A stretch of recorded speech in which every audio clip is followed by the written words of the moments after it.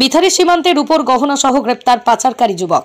গতকাল সন্ধ্যার পর সুযোগ বুঝে সীমান্ত এলাকা থেকে ইঞ্জিন ভ্যান সহযোগে এক পাচারকারী যুবক রূপোর গহনা নিয়ে বাংলাদেশে পাচার করার আগে সীমান্তের 112 ব্যাটালিয়নের বিএসএফ এর জওয়ানরা তাকে আটক করে।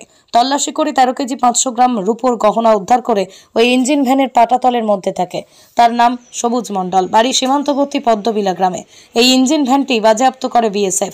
পাচারকারী যুবক সহ উদ্ধারকৃত রূপোর গহনা তেতুলিয়া শুল্ক দপ্তরের হাতে তুলে দেওয়া আজ সকালেই বিএসএফ সূত্রে জানা যায়।